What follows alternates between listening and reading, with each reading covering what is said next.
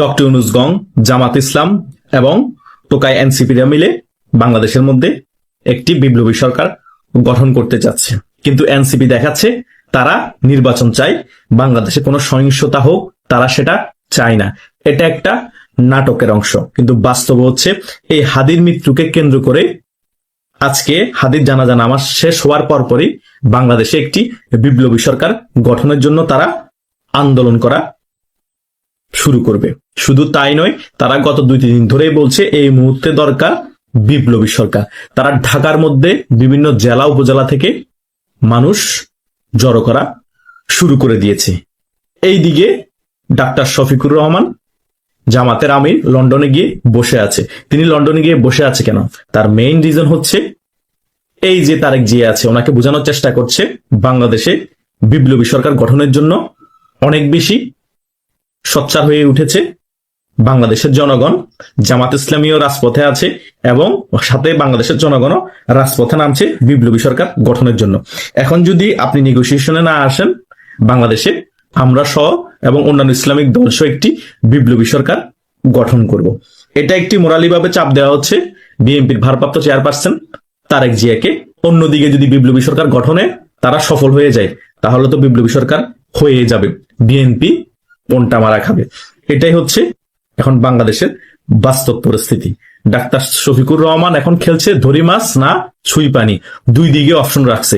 এইদিকে যদি তারেক জিয়া উপপ্রধানমন্ত্রী বানাবে বলে ডাক্তার শফিকুর রহমানকে জাতীয় সরকার করে তিনি প্রধানমন্ত্রী হবে, ডক্টর ইউনূস প্রেসিডেন্ট হবে, তাহলে কিন্তু বিপ্লবী সরকারের প্ল্যানিং থেকে সরে আসার চেষ্টা করবে এই জামাত ইসলামী। কিন্তু সফল হয়ে গেলে তো বিএনপির খেলা শেষ। হয়তোবা শেষ পর্যায়ে জাতীয় সরকারের ব্যাপারে বিএনপির ভারপ্রাপ্ত চেয়ারম্যান তারেক জিয়া রাজি হলেও হয়ে যেতে পারে। কিন্তু বিএনপির ভারপ্রাপ্ত চেয়ারপারসন তারেক জিয়া যদি জাতীয় সরকারের ব্যাপারে রাজি হয়েও যায়, ডাক্তার শফিকুর রহমানের সাথে সমঝোতা করে ফেলে, কিন্তু অন্যান্য ইসলামিক দল যেগুলো আছে জামাতের সাথে এখন শরিক, তারা কি রাজি হবে? এখানে অনেকগুলো প্রশ্ন আছে। এখন মূলত মেইন ফোকাস হচ্ছে সকল ইসলামিক দল সহ ডক্টর ইউনূস গং এবং এনসিপি সহ একটি বিপ্লবী সরকার গঠন করা। বিপ্লবী সরকার যদি গঠন করে ফেলতে পারে, বাংলাদেশে কোনো সংবিধান থাকবে না, রাষ্ট্রপতি নেই, সেনাবাহিনীরও আর ভ্যালু নেই, তারা নিজস্ব বাহিনী তৈরি করবে। বাংলাদেশের জন্য একটি হুমকি অবস্থা তৈরি হবে। বাংলাদেশে কোনো সংস্কৃতি থাকবে না, বাংলাদেশে কোনো নাচ গান মিডিয়া কিছুই থাকবে না, সকল কিছু ধ্বংস করে দেওয়া হবে। অলরেডি এখন ডক্টর সরকার আছে যে কি অবস্থা চিন্তা করুন। উদিচি বলেন, ছায়ানট বলেন, এগুলোতে আক্রমণ হয়ে গিয়েছে অলরেডি। কদিন পরে এফডিসি মিডিয়াতে আক্রমণ হবে।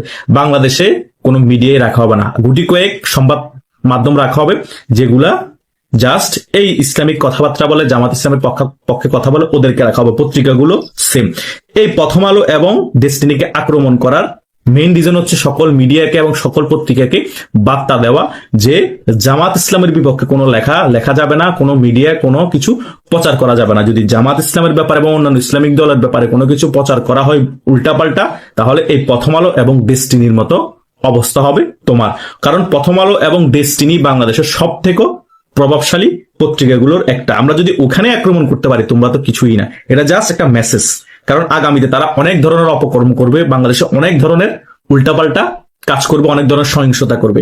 ওই সকল বিষয় যাতে মিডিয়াতে কোনো পত্রিকা এবং কোনো সংবাদ মাধ্যম না ছাপায়, তার আগে তারা মোটামুটি একটা ফিনিশিং দিয়ে দিয়েছে এই প্রথম আলো এবং ডেস্টিনিতে হামলার মাধ্যমে। আর যে সামনে বিপ্লবী সরকারের জন্য আন্দোলন করবে, হাদি জানাজার পরপরই শুরু হয়ে যাবে ওই সকল ব্যাপার, এগুলো যাতে মিডিয়াতে ভালোভাবে ফলাভাবে প্রচার না হয়। কারণ বিশ্ব মিডিয়া এগুলা কিন্তু সকল কিছু নজরদারি করছে, ভারত নজরদারি করছে, এগুলা কিন্তু বিশ্ব মিডিয়ার কাছে ভালোভাবে যাচ্ছে না এবং বিশ্বের অন্যান্য যে সকল বড় বড় দেশ আছে তারাও ভালোভাবে এই সকল বিষয় নিচ্ছে না। সেই কারণে বাংলাদেশের মিডিয়াকে একটু চাপ দেওয়া। ভাই, যতই চাপ দাও, যত ভয় দেখাও, কোনো লাভ নাই। সকল কিছু ভারত অবগত আছে, বাংলাদেশের জনগণ অবগত আছে, বিশ্ব মিডিয়া সকল কিছু অবগত আছে যে বাংলাদেশ একটি জঙ্গি রাষ্ট্রে পরিণত হচ্ছে। এই জঙ্গিরা মিলে বাংলাদেশ একটি বিপ্লবী সরকার ঘটিয়ে বাংলাদেশের মধ্যে সকল কিছু ধ্বংস করে দেওয়ার প্ল্যানিং করছে। কারণ বিপ্লবী সরকার হয়ে গেলে কোনো আইন টেন কিছু থাকবে না, তারাই যেটা বলবে বাংলাদেশে সেটাই আইনে পরিণত হবে। অলরেডি সংবিধান থাকার পরও তারা সংবিধান মানছে না, তারা যাই বলছে সেটাই আইন। তাদের সাথে যেটা মিলছে সেটা সংবিধান অনুযায়ী পালন করছে, যেটা মিলছে না সংবিধান বাদ। এভাবেই তো এখনো চলছে। নামে বিপ্লবী সরকার নাই, কিন্তু কাজে কর্মে অনেক কিছু বিপ্লবী সরকারের মতো তারা দেখানোর চেষ্টা করছে। কিন্তু আমার সবচেয়ে বড় দুঃখ লাগে যে বাংলাদেশে কোনো বিপ্লব হয়নি, বিপ্লবের কিছু নিয়ম আছে, ওই সকল কিছু নিয়মই তারা পালন করে। তাহলে বিপ্লব হলো কোথায়? বাংলাদেশে একটি ষড়যন্ত্রমূলক গণ অভ্যুত্থান হয়েছে, ষড়যন্ত্রমূলক গণ অভ্যুত্থানকে তারা বিপ্লবে রূপান্তরিত করার চেষ্টা করছে এই সকল যারা জঙ্গি হামলা করছে সেই রাজনৈতিক দলগুলা। আরে ভাই, এই বাংলাদেশ শুধু তোমাদের বাপের দিন না, এ বাংলাদেশ আমাদেরও বাপের দিন না, বুঝতে পেরেছেন? আমরাও বাংলাদেশের নাগরিক, তোমরাও বাংলাদেশের নাগরিক। তোমাদের যেরকম হক আছে কথা বলার, আমাদেরও হক আছে। যেরকম তোমাদের বাংলাদেশে থাকার হক আছে, আমাদেরও হক আছে। তোমরা নিজের পৈতৃক সম্পত্তির মতো বাংলাদেশের মধ্যে গণ অভ্যুত্থান ঘটিয়ে ষড়যন্ত্রমূলক বিপ্লবী সরকার নাম ট্যাগ লাগিয়ে দিচ্ছ, নিজেদেরকে বিপ্লবী দাবি করছো, আবার ওসমান হাদির শহীদ বানিয়ে ফেলছো, বিপ্লবী বানিয়ে ফেলছো। আরে ভাই, ওসমান হাদি, ওর নামটাই তো ওসমান হাদি না, ওর নাম হচ্ছে ওসমান গনি, তার বাবার নাম হচ্ছে হাদি, তার বাবার নাম বানিয়ে দিচ্ছ তাকে, তার নামটা তোমরা বলো না। এগুলা সকল কিছু আইওয়াস, তারা নিজেদের নাম লুকিয়ে তারা বিভিন্ন ধরনের মুনাফিকি কাজ করে বাংলাদেশে একটি বিপ্লবী সরকার নামে ইসলামিক রেভলিউশন ঘটাতে যাচ্ছে। বাংলাদেশের মধ্যে এখন বসে আছে অনেকগুলো নাস্তিক এবং সুদের ব্যবসা যারা করে তাদেরকে দিয়ে বাংলাদেশে এখন তারা নাকি ইসলামিক রেভলিউশন ঘটাবে, তাদেরকেই ক্ষমতা রেখে তাদেরকে ব্যবহার করে। এভাবে কি সম্ভব? আল্লাহ কি বলেছে যে সুদি ব্যবসা যারা করে তাদেরকে দিয়ে তোমরা এই সকল কার্যকলাপ করো? কখন বলে নাই। এটা মেইন হচ্ছে তারা ক্ষমতায় ভোগ করার জন্য এই সকল কর্মকাণ্ড করা, তাছাড়া আর কিছুই না রে ভাই। সকল কিছু আইওয়াস, তারা ধর্মকে তারা ক্ষমতায় বসার জন্য ব্যবহার করছে। কে নাস্তিক আছে, কে সুদী আছে, কে হিন্দু বৌদ্ধ খ্রিস্টান আছে, দেখার বিষয় না।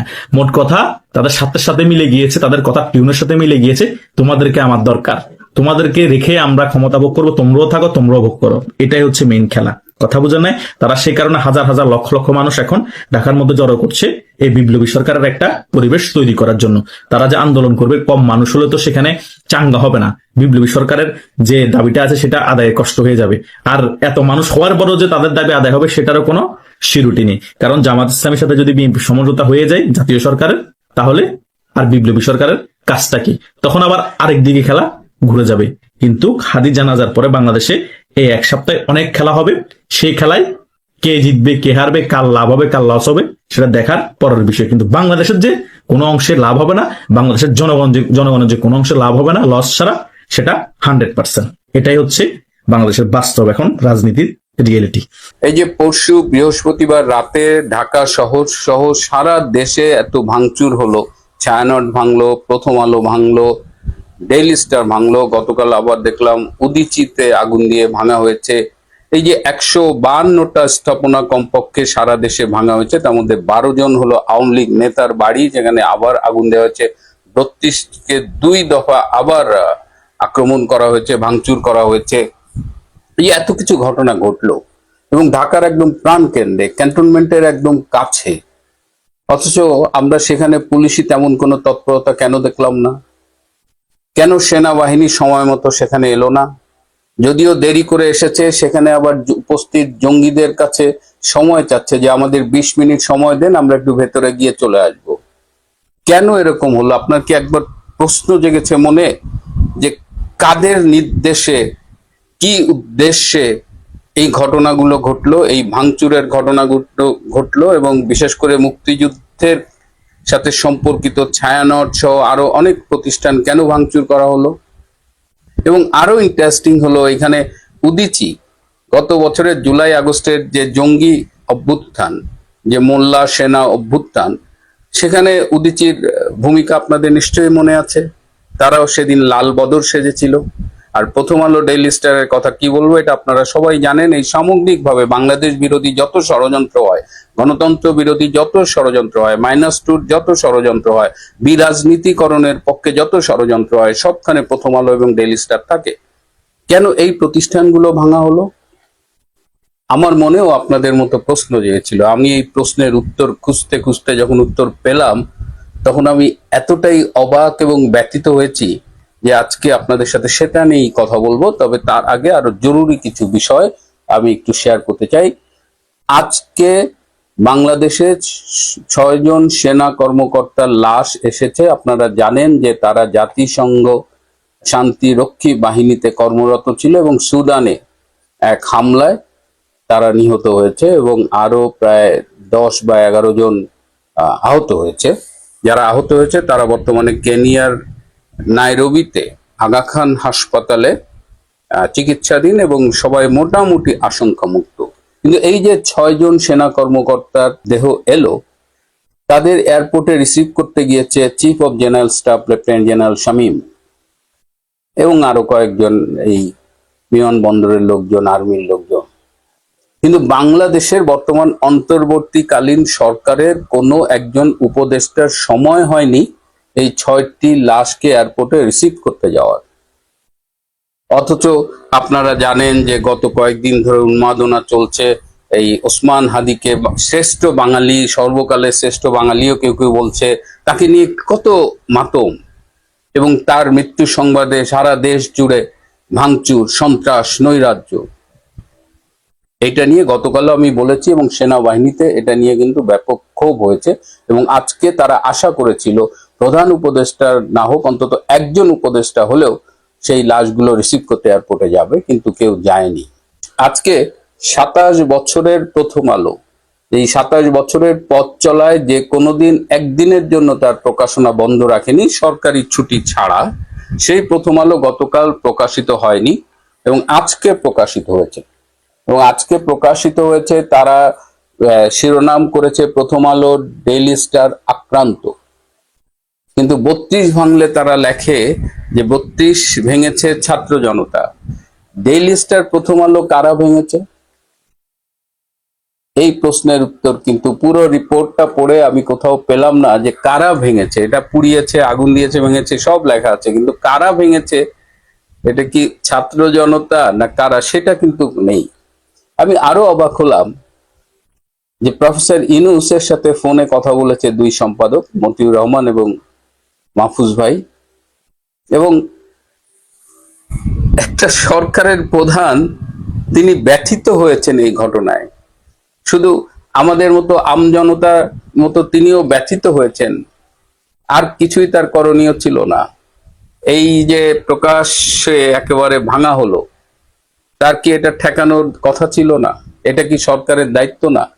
এবং আরো অবাক করা ব্যাপার কি জানেন, এই মতি ভাই এবং মাহফুজ ভাইকে দেখলাম যে একেবারে গদ হয়ে গেছে এবং তাদের কথাবার্তা আচরণে মনে হয় এটা বোধহয় আওয়ামী লীগ এসে পুড়িয়ে দিয়েছে, ফ্যাসিস্ট এসে ভেঙে দিয়েছে। মূল ঘটনা হলো, এটা বিশ্বাস করতে আপনাদের অনেকের কষ্ট হবে, কিন্তু আমার সূত্র আমাকে নিশ্চিত করেছে যে অন্তর্বর্তীকালীন সরকারের প্রধান উপদেষ্টা ডক্টর মোহাম্মদ ইউনূসের নির্দেশে সারা দেশব্যাপী এই ভাঙচুর হয়েছে এবং এই যে স্পেসিফিক ইনস্টিটিউশন ছায়ানট, প্রথম আলো, ডেইলি স্টার, এই সব ভাঙচুরের নির্দেশ দিয়েছিলেন স্বয়ং প্রধান উপদেষ্টা। তার এই নির্দেশ বাস্তবায়নে সমন্বয়কের ভূমিকা পালন করেছে তারই এক বিশেষ সহকারী, যিনি একটি ভিনদেশী নাগরিক। এই বিশেষ সহকারী তার খুব ঘনিষ্ঠ একজন প্রবাসী ইউটিউবার, যিনি ফ্রান্সে থাকেন, তার সহায়তা কামনা করেছেন এবং তখন সেই ফ্রান্সের ইউটিউবার তার আরেকজন অনুসারী ইউটিউবার, যিনি মার্কিন মুলুকে থাকেন, তার সাথে কথা বলেছেন। এবং এইবার আপনারা 2 2 4 মিলান দেখবেন, যখন ভাঙচুর চলছে, প্রথম আলো ভাঙা হয়েছে, এবার আপনারা ডেইলি স্টারে আসেন, কারা কারা এই ইনস্ট্রাকশন গুলো দিয়েছে ফেসবুকের মাধ্যমে। এবং এটার জন্য বৃহস্পতিবার বেছে নেওয়া হয়েছিল, যে বৃহস্পতিবার রাতের পরে শুক্রবার দিন ছুটি, সুতরাং এই ঘটনাগুলো ঘটানো খুব ইজি হবে। এবং এই ব্যক্তিগত সহকারীর পক্ষ থেকে স্বরাষ্ট্র উপদেষ্টাকে বলা হয়েছিল যে যেহেতু ওসমান হাদি মারা গেছে, ছাত্র জনতা শোকাহত, তারা স্বতঃস্ফূর্তভাবে শোক জানাতে রাস্তায় নামতে পারে, তাদের যেন কোনোভাবে বাধা না দেওয়া হয়। স্বরাষ্ট্র উপদেষ্টা যখন বুঝতে পারেন যে এরকম ভাঙচুর হবে এবং সেই ভাঙচুরে তার আইন শৃঙ্খলা রক্ষাকারী বাহিনী বাধা দেবে না, তখন তিনি মোবাইলটি অফ করে রাখেন, কারণ তিনি জানেন যে ঢাকা শহরে বা সারা দেশে যখন এই সন্ত্রাসী ঘটনাগুলো ঘটবে, ভাঙচুর হবে, তখন স্বভাবতই মানুষজন স্বরাষ্ট্র উপদেষ্টাকে খুঁজবে। বৃহস্পতিবার রাতে যারা স্বরাষ্ট্র উপদেষ্টার সাথে যোগাযোগের চেষ্টা করেছেন, অনেকেই খেয়াল করেছেন তার মোবাইল বন্ধ ছিল। এবং যখন এই সন্ত্রাসী ঘটনাগুলো ঘটে, তখন পুলিশের আইজিপি ডক্টর বাহার তিনি স্বরাষ্ট্র উপদেষ্টার পরামর্শ পাওয়ার জন্য তাকে ফোন করে দেখেন তিনি মোবাইল বন্ধ, এবং এক পর্যায়ে আইজিপি নিজেও তার মোবাইলটি বন্ধ করে রাখেন। পরে ঘনিষ্ঠ একজনের কাছে স্বরাষ্ট্র উপদেষ্টা খুব দুঃখ করে বলেছেন যে ভালা মানুষের ভাত নাই। তো এই যে মানে টেকনিকটা দেখেন ডক্টর ইউনূস এটা তার সুন্দর মেটিকুলাসলি ডিজাইনের মাধ্যমে এই কাজটা করেছে। এই ঘটনাগুলো ঘটার পরে এই যে এতগুলো কমপক্ষে 10 জন মারা গেছে সারা দেশে, কোনো ঘটনায় কোনো মামলা হয়নি। আন্তর্জাতিক মিডিয়া যখন ময়মনসিংহের ভালুকার ঘটনাটি এলো, যেমন এই যে দীপুকে পুলিশ অ্যারেস্ট করেছিল, তাকে থানা থেকে বের করে নিয়ে পিটিয়ে হত্যা করে তারপরে তাকে ঝুলিয়ে পুড়িয়ে দেওয়া হয়েছে। এই ঘটনায় আন্তর্জাতিক মিডিয়া যখন সোচ্চার হয়েছে তখন 7 জনকে একটা আই ওয়াশের জন্য গ্রেপ্তার করা হয়েছে। এদিকে ডক্টর ইউনূস আবার জাতিসংঘ মানবাধিকার কমিশনের খুব উচ্চ পদস্থ কর্মকর্তা, তার ঘনিষ্ঠ বন্ধু, তার সাথে যোগাযোগ করে বলেছেন যে এরকম একটা ঘটনা ঘটেছে, কারণ প্রথম আলো, ডেইলি স্টার, ছায়ানট এইসব ঘটনারও একটা ইন্টারন্যাশনাল ইম্প্যাক্ট হয়েছে। এই ইম্প্যাক্টের ফলে ডক্টর ইউনূস তখন তার বন্ধুর কাছে, জাতিসংঘের বন্ধুর কাছে সহায়তা কামনা করেন, এবং বন্ধু বলছেন যে ঠিক আছে doctor Yunus, you leave it on me, তুমি আমার উপরে ছেড়ে দাও, আমি এটা ম্যানেজ করবো। এবং তারপরেই দেখেছেন জাতিসংঘ মানবাধিকার কমিশনের পক্ষ থেকে ওসমান হাদির মৃত্যুর ব্যাপারে বিবৃতি এসেছে, এবং তারা, আমি অবাক হব না যদি দেখি যে তারা একটা ইনভেস্টিগেশন টিম পাঠায় দিছে বাংলাদেশে। জাতিসংঘের মহাসচিবও দেখলাম ওসমান হাদির মৃত্যু নিয়ে কথা বলেছে। সুতরাং এই যে মেটিকুলাসলি ডিজাইন, এই পুরা ডিজাইনটা খুব নিখুঁত ভাবে করা হয়েছে। একটা মাত্র ভুল সেখানে হয়েছে যে এই উগ্র জঙ্গি গোষ্ঠী, সন্ত্রাসী গোষ্ঠী, তারা ভারতের চিটাগাং এবং খুলনার স্থানীয় কার্যালয় এবং তাদের যে রাষ্ট্রদূতের পক্ষে যিনি থাকেন, দূতাবাসের পক্ষে, তার বাসভবন আক্রমণ করেছে। That was the only mistake doctor Yunus committed, এবং এইটার জন্য তাকে মাসুল দিতে হবে। আমি জানি আপনারা অনেকেই অবাক হচ্ছেন, কিন্তু ডক্টর ইউনূসকে যারা এখনো চেনেননি তারা একটু মিলিয়ে দেখবেন যে এই মানুষটা এরকমই, এবং খুব নিখুঁতভাবে তিনি এই ওসমান হাদির মৃত্যুকে কেন্দ্র করে তিনি আজকে এই যে সংসদ ভবনে লোক আনা টানা, তিনি একটা গত বছরের জুলাই আগস্টের একটা ভাই বানার চেষ্টা করছেন, কারণ তিনি সরকার পরিচালনায় ব্যর্থ, বাংলাদেশের অর্থনীতি ধ্বংসের মুখে, বাংলাদেশের জঙ্গিবাদের সর্বত্র উত্থান ঘটেছে, এবং সারা পৃথিবীতেই বাংলাদেশের এই বাস্তব অবস্থাটা কিন্তু মিডিয়ার কল্যাণে, সামাজিক যোগাযোগ মাধ্যমের কল্যাণে এবং নিজস্ব সূত্রের মাধ্যমে সব দেশের কাছেই পরিচিত।